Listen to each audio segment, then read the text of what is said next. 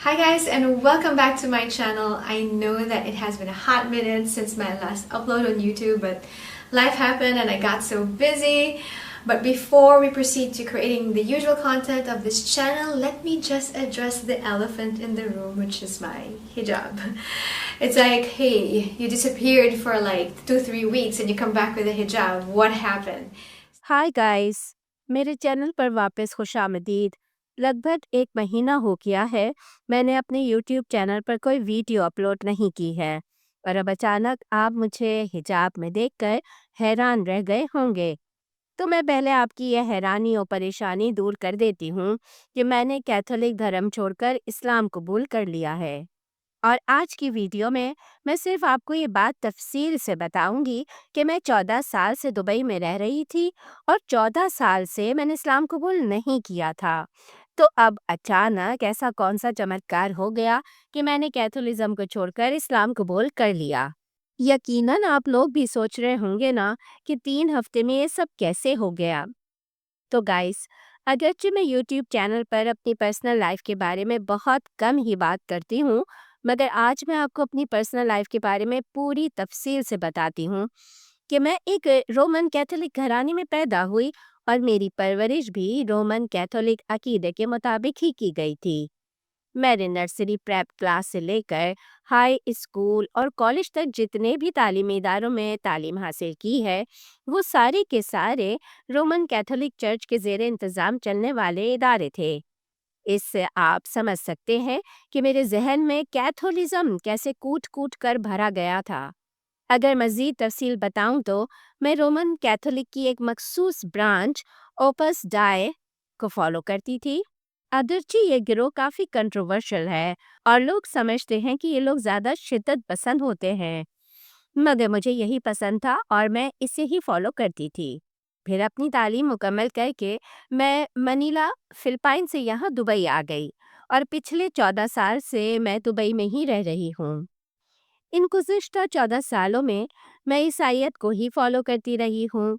मैंने यहाँ आकर अपने मसलक का चर्च तलाश किया, अगरचे वो चर्च मेरे घर से काफ़ी दूर था, मगर फिर भी ड्राइव करके मैं हर संडे चर्च जाती थी, क्योंकि मैं किसी सूरत भी खुदा से अपना कनेक्शन ख़त्म या कमज़ोर नहीं करना चाहती थी।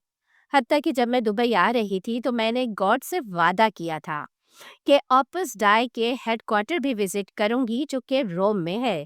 फिर जब मुझे दुबई आए 4 साल हुए तो मैं रोम गई और मुझे बहुत फ़ख्र था कि मैंने जॉन पॉल टू को लाइव देखा। मैंने तो सेमिनार अटेंड किए और पॉप के लाइव लेक्चर सुने। मुझे वेटिकन सिटी के सबसे बड़े चर्च में इबादत करने का भी मौका मिला। तो इस तरह आप समझ सकते हैं कि मैं किस कदर डिवोटेड ईसाई थी। हाँ, मुझ में एक बात ज़रूर थी कि मैं कभी किसी सेंट के सामने प्रार्थना नहीं करती थी, क्योंकि मैं समझती थी कि इबादत सिर्फ गॉड की करनी चाहिए। ये बंदे और खुदा का डायरेक्ट मामला है। मेरी खुशकिस्मती थी कि यहाँ दुबई में नॉर्थ पॉइंट चर्च के पादरी ने मुझे मज़हब को खोजने की नई राह दिखाई। उन्होंने मुझे कहा कि मज़हब को खोजो। खोज हमेशा सवाल से शुरू होती है। सवाल होंगे तो इंसान जवाब तलाश करने निकलेगा। इसलिए जब तुम्हारे जहन में मज़हब के बारे में सवाल पैदा हों तो डरो मत, बल्कि शुक्र करो गॉड तुम्हें इल्म की नई जिह्तें तलाश करने के लिए नया रास्ता फरहम कर रहा है। पादरी एंडी सेंटले की इस हौसला अफजाई ने मुझे अपने ही मज़हब को खोजने पर आमादा किया, और मैंने उन सवालों की जवाब तलाश करने की कोशिश शुरू की जिन सवालों को मैं बचपन से अपने अंदर दबा रही थी। क्योंकि बचपन में तो मुझे यही कहा गया था कि सवाल शैतान की तरफ से होते हैं और ये हमारे ईमान को कमज़ोर करते हैं। मैं अपनी कहानी की गैर ज़रूरी तफसीलात को अवॉइड करते हुए आपको बताती हूँ कि मैंने जैसे जैसे ईसाईयत को खोजना शुरू किया, मेरा चर्च से कनेक्शन कमज़ोर होने लगा और आहिस्ता आहिस्ता मैंने चर्च जाना बिल्कुल ही छोड़ दिया।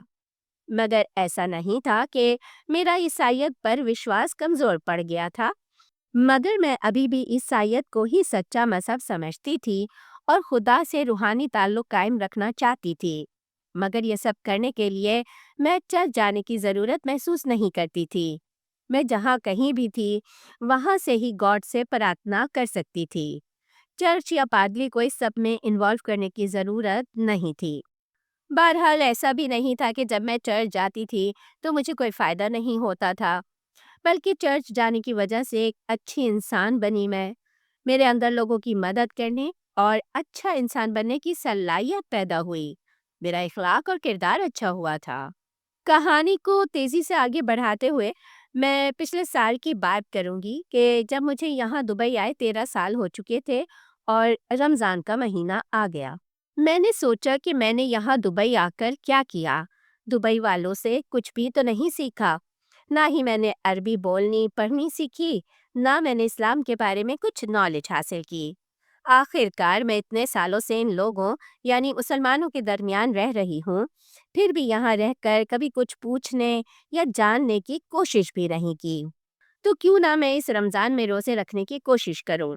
اس چیز کا تجربہ کر کے دیکھتی ہوں کہ دن بھر بھوکا پیاسا رہنے سے کیا حاصل ہوتا ہے۔ بس یہی سوچ کر میں نے پچھلے سال روزے رکھنے شروع کیے اور یہی میرے اسلام کی طرف سفر کا آغاز تھا۔ میں نے دن بھر بھوکا پیاسا رہنے کو ایک چیلنج کے بطور لیا، کیونکہ میں سمجھتی تھی کہ سارا دن ایسے گزارنا آسان نہیں ہوگا۔ اس سال رمضان المبارک میں روزے رکھنا میرے لیے اس وجہ سے بھی زیادہ بہتر ثابت ہوا کہ میں پچھلے 8-9 سال سے اپنے عیسائی مذہب سے مکمل طور پر ڈسکنیکٹ ہو چکی تھی۔ بہرحال میرے لیے سب کچھ بہت ہی شاندار تھا اور میں نے اس رمضان المبارک کو بہت زیادہ انجوائے کیا۔ صبح صبح اٹھنا، گاڈ کی عبادت سے دن شروع کرنا، سحری کرنا، دن بھر صرف گاڈ کے لیے بھوکا پیاسا رہنا اور پھر شام کو افطاری، یہ سب نہایت امیزنگ تھا، اتنا کہ میں بیان نہیں کر سکتی۔ رمضان سے آپ کی روح کو کس قسم کی شانتی ملتی ہے اس کو کوئی نان مسلم سمجھ ہی نہیں سکتا، اور ہم مسلمان اسے لفظوں میں بیان نہیں کر سکتے۔ پھر رمضان المبارک کے ختم ہونے کے بعد میں نے فیصلہ کیا کہ مجھے اسلام کے بارے میں مزید معلومات حاصل کرنی چاہیے۔ میرا اسلام کی طرف سفر ہی مطالعے سے شروع ہوا، اور میں جیسے جیسے اس کو پڑھتی گئی میری اسلام سے محبت بڑھتی چلی گئی۔ اور میرے لیے زندگی بدلنے والی چیز تھی پروفیسر میتھیو ڈیوس کی ویڈیوز۔ پروفیسر میتھیو ڈیوس اگرچہ خود عیسائی ہیں، مگر ان کی اسٹڈی کا ٹاپک اسلامک اسٹڈی ہے۔ ان کی اسلام کے بارے میں تفصیلی ویڈیوز کی ایک سیریز یوٹیوب پر موجود ہے۔ جب میں نے ان کی سیریز کی پہلی ویڈیو دیکھی تو اس میں انہوں نے بتایا کہ اسلام کی ڈیفینیشن کیا ہے۔ اسلام کا مطلب ہے تسلیم کر لینا، یعنی خدا کے سامنے سرنڈر کر کے خدا کے ہر حکم کو مان لینا اسلام ہے۔ مجھے لگا یہ تو بہت ہی شاندار ہے۔ میں جب ہر صبح گھر سے نکلتی ہوں تو یہی کہہ کر نکلتی ہوں کہ او گاڈ، خود کو تیرے آگے سرنڈر کرتی ہوں، بس تو میری مدد کرنا کہ میرے سارے دن میں مجھ سے کوئی ایسا کام نہ ہو جو تجھے ناراض کر دے۔ انہوں نے بتایا کہ اس ڈیفینیشن کے مطابق تمام انبیاء علیہ السلام نے ایک مذہب کی طرف لوگوں کو بلایا ہے، اور وہ مذہب ہے اسلام۔ یعنی ہر نبی کا یہی پیغام تھا نا کہ خدا کے سامنے سرنڈر کر دو، یہ سرنڈر کرنا ہی تو اسلام ہے۔ پھر پروفیسر میتھیو نے اسلام کے 5 بنیادی ستونوں کے بارے میں بتایا، جن میں سے پہلا ہے خدا پر ایمان لانا، کہ وہ ایک ہے اور کوئی اس کا شریک یا ہمسر نہیں، اور محمد صلی اللہ علیہ وآلہ وسلم اللہ کے نبی ہیں۔ میں نے کہا، اوہ، یہ تو میں ہی ہوں۔ میں ایک خدا کو بھی مانتی ہوں اور محمد صلی اللہ علیہ وآلہ وسلم کی بھی عزت کرتی ہوں کہ وہ اللہ کے نیک اور برگزیدہ بندے تھے۔ میں نے ہمیشہ سینس کی پرارتھنا سے انکار کیا ہے۔ میں تو ہمیشہ سے گاڈ کی عبادت کرتی آئی ہوں۔ پھر انہوں نے بتایا کہ اسلام کہتا ہے کہ آپ کا مقدر اچھا ہے یا برا، جو بھی ہے سب اللہ کی طرف سے ہے۔ میں نے کہا، میں بھی تو بچپن سے اسی عقیدے کے ساتھ بڑی ہوئی ہوں کہ زندگی میں جو بھی اچھے یا برے حالات آتے ہیں وہ اللہ کی طرف سے ہیں۔ پھر اسی طرح انہوں نے انبیاء پر ایمان اور آسمانی کتابوں پر ایمان کی تفصیل سمجھائی، تو یہ بھی 100% میرے عقیدے کے مطابق تھا۔ عیسائیت میں بھی ہم آدم علیہ السلام سے لے کر نوح، ابراہیم اور موسیٰ علیہ السلام پر اور ان نبیوں پر نازل کی گئی کتابوں پر ایمان لاتے ہیں۔ اس کے علاوہ چیریٹی کے بارے میں میرا عقیدہ تھا کہ صرف پیسے دے دینا ہی چیریٹی نہیں ہوتا، بلکہ اگر آپ کسی کو اچھا مشورہ دے دیں، کسی کام میں مدد کر دیں، کسی پریشان انسان کے چہرے پر مسکراہٹ لے آئیں تو یہ بھی چیریٹی ہے۔ پروفیسر میتھیو ڈیوس نے بتایا کہ اسلام کا ایک اہم رکن چیریٹی یعنی زکوٰۃ یا صدقہ بھی ہے۔ پھر انہوں نے نبی کریم صلی اللہ علیہ وآلہ وسلم کی حدیث کو کوٹ کر کے بتایا کہ کسی کی طرف مسکرا کر دیکھ لینا بھی صدقہ ہے۔ پھر اسی طرح مرنے کے بعد والی زندگی اور جنت جہنم پر ایمان، وہ بھی میرا بچپن سے عقیدہ تھا۔ اس طرح وہ جیسے جیسے اسلام کی تفصیلات بتاتے چلے گئے، مجھے محسوس ہونے لگا کہ یہ تو 100% میں ہی ہوں۔ وہ مختلف لیکچرز کی ایک پوری سیریز تھی۔ جب میں نے وہ ساری سیریز دیکھ لی تو میں نے سوچنا شروع کیا کہ کیا میں مسلمان ہوں، کیونکہ انہوں نے اسلام کے بارے میں جتنی چیزیں بتائی تھیں وہ سب کی سب میرے اندر پہلے سے تھیں، سوائے نماز اور حج کے۔ یعنی میں نے نماز کبھی نہیں پڑھی تھی اور حج نہیں کیا تھا، باقی ساری تو میں مسلمان ہی تھی۔ میں نے ایک مرتبہ خود سے پوچھا کہ کیا میں اسلام قبول کرنے کے لیے تیار ہوں؟ میرے اندر سے میری آتما نے کہا، ہاں میں تیار ہوں، باقی ساری چیزیں تو پہلے ہی ہیں، صرف 5 وقت نماز پڑھنی ہے، یہ کوئی اتنا بڑا ایشو نہیں۔ جس اللہ نے ہمیں خوبصورت زندگی اور اتنی ساری نعمتیں عطا فرمائی ہیں، اس کا تو اتنا حق بنتا ہے کہ سارا دن سوائے عبادت کے کچھ اور کام نہ کیا جائے۔ پھر یہ 5 مرتبہ تو بہت ہی کم ہے۔ اس کے بعد صرف ایک چیز کی کمی رہ گئی تھی، وہ تھی حجاب یعنی پردے کا حکم۔ پردے کے حکم کے بارے میں مغربی ممالک میں عام سوچ پائی جاتی ہے کہ اسلام میں پردے کا مطلب ہے عورتوں پر جبر، ظلم، زبردستی۔ حالانکہ یہاں دبئی میں رہ کر میں نے 14 سال میں دیکھا کہ جو مسلمان عورت حجاب لیتی ہے وہ اپنی مرضی، اپنی خوشی سے لیتی ہے، اور جو نہیں لیتی وہ ایسے ہی آزاد گھومتی ہے، اس پر کوئی جبر نہیں کرتا۔ میں یہاں تمام کرسچنز سے کہنا چاہوں گی کہ ننس جو سر پر اسکارف لیتی ہیں، ڈھیلے ڈھالے لباس پہنتی ہیں، اپنا جسم کور کر کے رکھتی ہیں، کیا وہ جبر نہیں ہے؟